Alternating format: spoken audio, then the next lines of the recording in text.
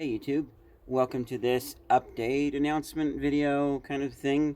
This one's going to be a little less rehearsed than usual. I haven't spent lots and lots of time thinking about what I'm going to say so that it's mostly perfect in my head and ready. But the first thing I want to ask you guys actually is, would you watch me if I was on Rumble?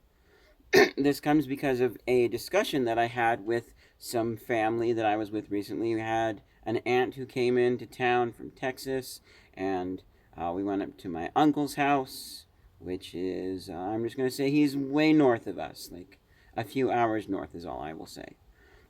and so the discussion got on to how my uncle doesn't like YouTube because of some of the things that they are doing for censorship wise. And I actually agree with him that it's not good. I don't like YouTube for doing that. Well, then why are you here?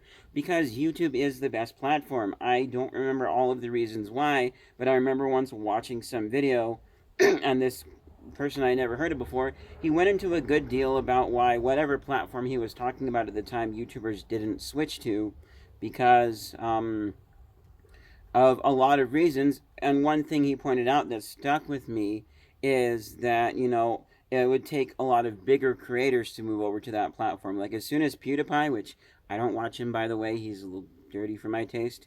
But as soon as PewDiePie jumps ship, everybody else is just jumping ship. We're all gone. I agree with that wholeheartedly.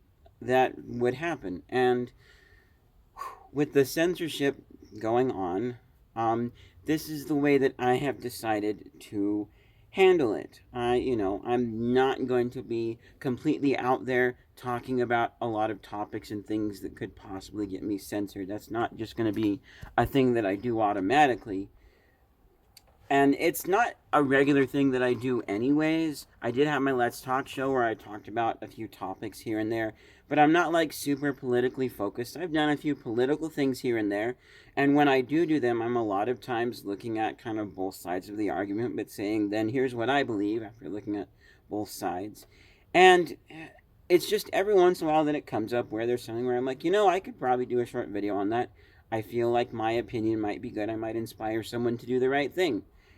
And doing that on YouTube can become a little tricky in recent years. And so I have decided that, like, if I feel really inspired, feel like I should talk about something, I will.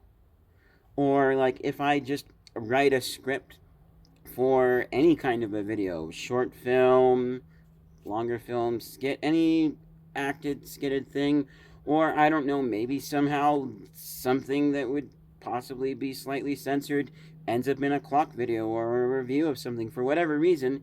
If it just happens to work into the script and fit the story really well, I'm not going to worry too much about it and I will leave it in there.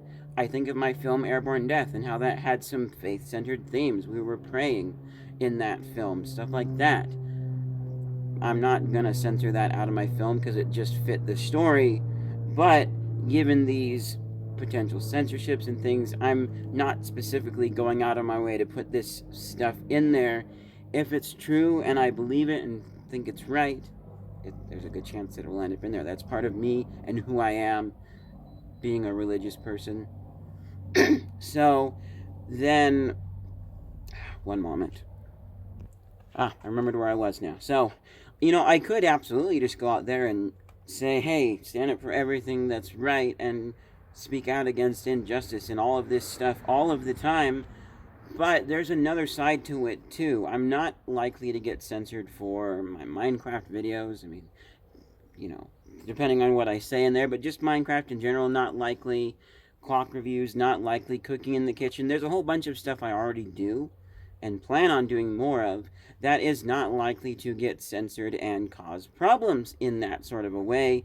And so if I just keep on doing that and remain mostly quiet, I can be a force for good in that right because I am doing something that is kind of good and I can be fun and friendly and provide good content for people to watch and be a good source in that way. I feel that it's almost better to be the YouTube gamer who doesn't swear or talk about inappropriate stuff, and also does a few other things, and like, or since I'm not trying to be a gaming channel, the clock reviewer, the whatever it is, I feel it would be kind of better to continue that on than it would be to do that alongside a full on, here's a whole bunch of things in the world that I think are wrong and I'm going to speak out against kind of a thing.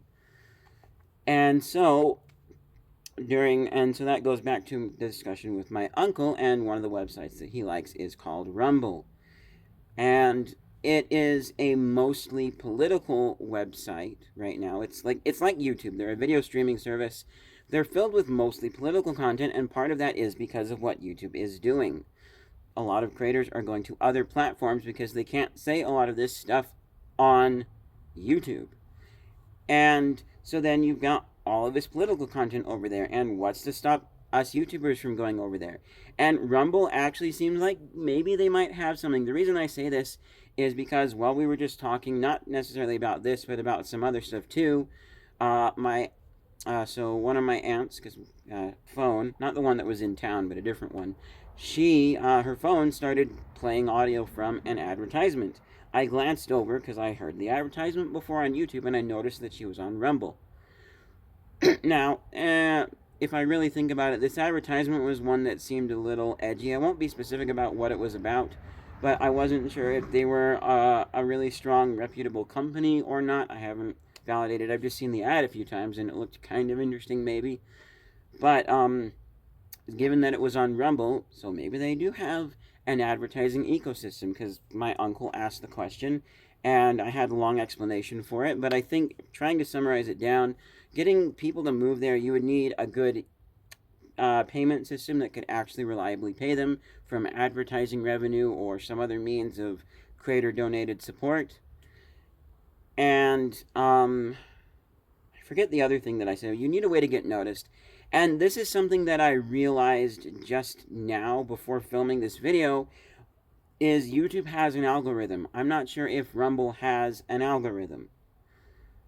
So that brings a lot of newer creators might need the algorithm to get noticed.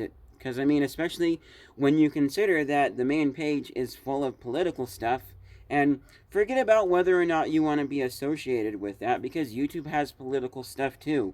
And this gets into the whole thing of advertiser revenue causing, like, they don't want to be in front of certain channels and creators in front of certain videos, to which I say, like, look, if your ad is put in front of a video, it doesn't mean that you are directly associated with that particular person that your ad is put in front of. More likely, it means that the person watching the YouTuber would have maybe some interest in your whatever you're selling, because of all the stuff that Google has collected, all the data they've collected on us that says, hey, we think this person would like this advertisement. All right? You're not associated with each other. And while I wouldn't mind not having inappropriate advertisements pop up anywhere on YouTube at all, I know that I am not associated with them. And so if I went to YouTube to watch one of my own videos on the channel and see what the quality looked like and stuff, and I saw an ad that I didn't like, I'm not going to be like, oh my goodness, now I'm going to look like I'm associated with this bad thing. No, I know that I'm not.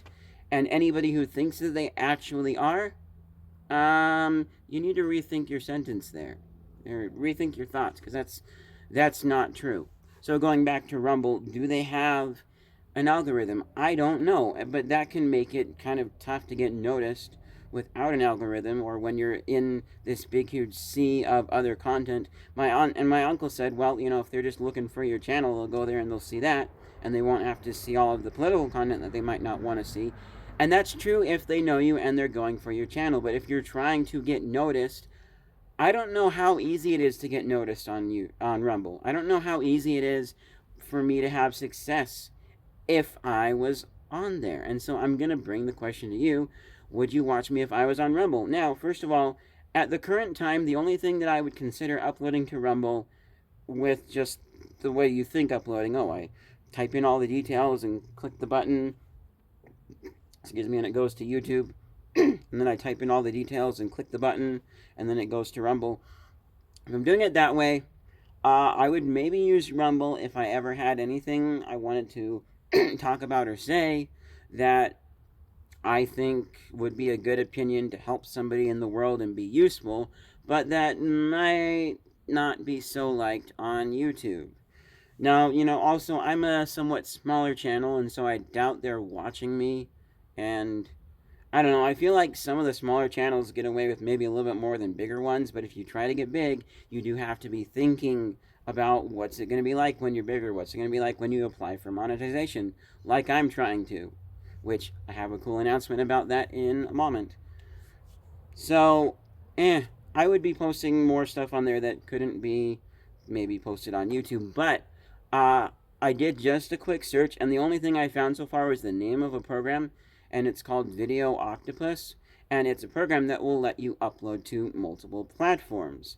And so, with this regard, I thought, well, if it really was as easy as I just fill out once all my details, click a button, and then everything is being uploaded to Rumble and YouTube at the same time, you know, I might possibly consider doing that for just all of my content. Simultaneous streaming, though, I don't know if Rumble has streaming, and that would, I don't know. I also don't know if could I handle it. Would it work with my internet setup the way we have things here? I'm not entirely sure. I might try it, but if I did do dual uploads, it might be a little less likely that my Minecraft stuff also goes on Rumble and gets simultaneously streamed, or anything that I stream for that matter. I don't know, but that is something that I want to ask you guys. Would any of you guys watch me on Rumble? Would there be any interest? Because the other thing I have to consider too is, like, who's going to be seeing my content? If I have a message that I think my current core audience on YouTube could actually benefit from, but that YouTube might not like, but none of you guys are going to be there on Rumble to see it, well, then what's the point? Yeah, sure, I could be forging a new audience. So I don't know. It's just an idea. It's an option, especially if YouTube goes sour. Rumble is looking somewhat promising, but I kind of want to check that out more and just see, do they have an algorithm? Do they have other things? Because without the algorithm, it can kind of be hard to be noticed as a newer, smaller creator. There has to be something for the newer creators or the ones that are small and still growing like me. There has to be something there that will allow us to get noticed and get a larger following to kind of sort of make it worth it. It's not like we're instantly going to have all of our core YouTubers go over there, because a lot of people who just watch and they don't upload, they probably don't have any interest in Rumble given all of the content on there. Why would I go there when I can just stick to YouTube that I already know? There's a whole bunch of reasons, but I think having that algorithm is one potential reason why, alongside not having maybe enough advertiser revenue. But who knows? Maybe they do have plenty of advertisers on their platform. So, moving on to some other stuff. I have 500 subscribers now. I didn't know that that was a number to be celebrated until YouTube sent me an email. I did also have one of my fans say congratulations on reaching 500, which him saying it was like, oh, cool, he thinks it's cool, that's great, thank you. That was my thought. I didn't know it was special enough for YouTube to send me an email saying that I now have enough fans to fill an Airbus.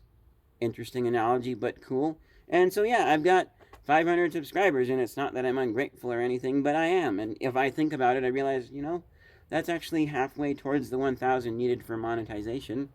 So that's cool. I've got 500 subscribers, and I think I'm at just over 1,000 watch hours, watch time. So, and I think the watch time, it is continuing to go up slowly. So I think just the rate that it's going within the, I forget how many months it is that they let it accumulate, but within the period that they let it accumulate, I think I should get there, even if things stay about the same rate that they are. Although it would be cool if they went up faster, because then I could start monetizing my videos and hopefully make just a little bit of money. I'm not looking for a lot, but it would certainly help, especially since right now I'm still not at a day job. But I am keeping that in mind when I eventually eat up my car savings, or before that, actually, and when I have to go back. So that's kind of fun and exciting. And the other thing is, this week, I'm going to be spending a little bit more time probably working on some of my other projects and things. So I will still find some time to do Minecraft and some other streams that I usually do, because it's just so much fun. I like that a lot. But I do need to take a step back and Today, actually, right after this is done recording, I'm going to go into my room and I'm going to spend a little bit of time moving things around as I listen to a conference talk. I think that's going to be great. And then when I'm done with that, I may do a little bit of Minecraft and then move on to one of my other projects. But I'm going to try and get some writing done this week on some of the various things that I have that I've started writing that I haven't finished. And I don't know, just try and tackle a few other things this week. So there will still be some streams, but I need to take a deep breath and make sure I step back and do it a little less and just don't spend tons and tons of time on Minecraft because it is so much fun and there's so much I can do and I love exploring, but I do have other projects too, and thankfully some of them are actually kind of exciting to me. There is just a little bit of a teaser. There is a story. I'm not going to say what it's about yet, but I've started writing this in my journal, and so then I've taken not all of them, I think, but I've taken most of the sections that I have from my journal over the months. I'm condensing it all down, changing out a few details and things of this fictional story, and then I'm gonna go on from there and finish it because we never finished in my journal. But I'm gonna finish it in its own separate document and then upload it because I think it's actually a really good story. So it'll be going on my Wattpad, which you guys can check out. I think it's wattpad.com/coolshows101. I think, yeah. But then also, if you look up, I'll try and remember to put these in the description of this video. But also, I have a lot of my older books that I haven't transferred to Wattpad yet that are still stored in my Google Docs. They're on my Google site. So if you search Cool Shows 101 and you look for the Google site, and then you go to the it's underneath books. There's a read page. You can find links to all of my stories there, which I'm going to try and transfer over to Wattpad. Well, except for one. There is one story that was made with the Inkle Writer, and that's like a choose your own story kind of a thing. It's an interactive web app for writing stories where you can link the pages together, so when they select I pick this option, it takes them to that page in the book, rather than the old-fashioned way where you actually had a book and you actually go to whatever page it tells you to. So I think that's pretty much it for these announcements and things going on. Actually, so one other thing is I've been, talking with some in the past months, I've been talking with a few game stores that are locally. And there was Crazy Cam's Media in Provo that we were going to have fix our Odyssey. We didn't get that done fast enough, and I was going to see if he could do my Odyssey too, which first he didn't know what would be required to fix it. They weren't sure if they could. I'm thinking, though, the fuzzy blurriness might be capacitors needing to be replaced because, I was talking with someone on eBay because they mentioned something about their controller being broken, and I was like, hey, or no, that was a different person, but either way, conversation with this seller that I wasn't actually planning to buy from ended up being that, I'm sad that your unit has the fuzzy picture like mine does too with the blurry lines, and they were like, yeah, we just accepted it back in the day, but it's amazing that we accepted it because it doesn't look good now. And there is a composite mod, and I'm like, well, I don't want the composite mod, but I know that's not the way that it used to look because mine didn't used to look that way. And I've seen a picture on another eBay listing where they actually showed the unit turned on their screen, and it didn't look streaky lines like mine did. And then they mentioned capacitor resoldering, and I'm like, yeah, that's right. Sorry, replacing the capacitors is a thing I've heard about before in older electronics, and it makes sense. And there is an Odyssey 2 capacitor kit. And so that should be coming sometime this week, I hope. I've also got another Odyssey coming as well. I'll talk about that in just a moment. So hopefully it comes this week. And I was going to have Crazy Cam's Media possibly replace them, and they took a while to respond, but finally it ended up being that sadly they're not doing returns anymore because they have realized that they weren't charging enough to break even on that, which is kind of sad. And, I'm not the business owner. I'm not pretending to know everything about owning a business or directly demanding that they do this. But my last comment to Cam was, well, if you did ever want to fix it for me or decide to, I would make sure that you could say whatever you needed to charge, and I'd pay you that, but I would also make sure that you were actually getting enough to break more than even. And personally, I think that I don't know everything that's going on again, but my personal opinion on this, if you see this, Cam, I still think you're a cool business, and I'm not hating on you, but personally, I think you should just raise your prices And, you know, because, I mean, as long as you're not letting go of the guy who was your repairman, as long as he is still there as just a salesperson or whatever, then I say just raise your prices, and if nobody wants to pay for them, it's fine. You still have the service there, just in case somebody ever wants to. Because I mean, I know I certainly don't want to have to solder my Odyssey. I don't trust myself. I did that once with the power jack, and then like the metal shielding that goes on top of it. There's 1 or 2 points where I never got them soldered back to where they were supposed to be. I don't know why. It's like they came loose again. That's a whole thing. And so, yeah, I feel sorry that you're not doing repair services, but I hopefully you stay in business as a game exchange store because I think it's a fun dream and you can do some cool stuff for the gamers in the community. There is also the DVD Game Exchange store, which they've said they don't touch the Odyssey 2. I thought about going back to them and, you know, asking if, hey, I know you don't touch the Odyssey, but I assume that means you don't like diagnose and fix problems. What if I had the capacitors for it and all I needed you to do was solder them on and I could tell you exactly where to go to find them? You just need to do the soldering because I'm not good at it. And I almost did, but then my mom mentioned the mending shed, and so we went there first. And they are like a cool fix various things place. I didn't think that they did soldering, but I realized, yeah, they probably do. So I went there, and the woman was like, "Oh, absolutely, we would." And I was like, "About how much?" And she's like, "Well, depends on how hard it is to access the pieces." And so I threw out a few numbers, and so we're looking at around $20, maybe less or so. And so I'm like, yes, I absolutely would love to do that because I don't trust myself soldering. They'll do a better job. And I didn't even go to the game store because I figured they'd be about the same price, if not the same. So yeah, now with the new Odyssey coming, because with this one I got the capacitors coming, and while I'm down there, I will also say, hey, we also have the original Odyssey. Could you solder these row of pins back into place as well? And I think they should be able to do that too, and I am willing to pay for that. Now with the new Odyssey coming, the reason that I bought it was for the box. I have wanted an Odyssey for a while, and there was one going for just 1 cent under $50 with a really good condition box compared to the others that I was seeing online, and it had an insert foam, and I believe it was tested working. This is also one of the ones with the hardwired controllers, which I've been curious for a little bit about maybe possibly seeing one, especially since I've started looking online and seeing these units which are more common than the detachable controllers like mine, which I am so grateful that's the first one that I got. And the controller wires are not where I expected them to be coming out of the unit. It looks like it's bending the seam on the back housing open a bit. So I want to take a look into that and see. And I'm seeing multiple of them this way. So it's either a standard thing or I don't know. I think it's the way that they came, which seems weird, but we'll have to check it out when I get it. But I got it for the box because it was the best condition box that I had seen, and it had a good. The insert foam was still there. Comes with everything, all the manuals and stuff, as far as I'm aware, and it just looks really cool. And so I'm probably not going to keep both of the units, and the price did go up above $50.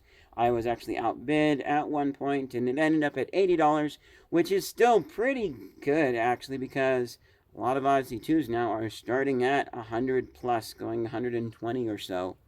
And so when I get it and I check it out and I take a look at this other Odyssey unit and have a little bit of fun with it, I'm probably just going to list that Odyssey unit on eBay without the box and keep the box for myself, for my own unit. Not that I'm going to be storing the unit in the box, but I do like to have the box for these things because I think it looks cool. And it'll be fun to read and see, and I'm loving the manuals that come with it. And so yeah, I am excited for that coming, and I am excited for my capacitors coming and getting my Odyssey 2 fixed, because once that happens, I will be doing some Odyssey 2 content, and I am going to be bringing in some guests to play games with me, try and find a few friends that want to do that, and I think it's going to be fun. And, also, I've mentioned this before, this is something that I'm going to try to be starting sometime within the next few weeks, but song reviews. Um, I was gonna actually make the first episode be my cousin's band, but they're just playing for fun, and I find it a little interesting because they're also playing publicly, but they don't have anything released online yet. If they ever do, I'll be happy to review some of their songs. Hopefully, they go that way because they had some original stuff that sounded pretty good that I wouldn't mind listening to, but it's not been professionally recorded yet. So, guys, I encourage you to do that. Especially since you're playing publicly, you're gonna have people that want to listen to your stuff and hear it, and especially after the concert's over. I know personally for me, once I found that they weren't online, I was kind of like, I feel a little bit less inclined to go to another concert. I don't know if I will or not when they have one, depending on my schedule. They are my cousins, so it makes me a little more likely. But anyways, that's the whole thing. But song reviews, I'm gonna start those, and I'm gonna ask one of my fans to pick a song, and it will be the first song that I review.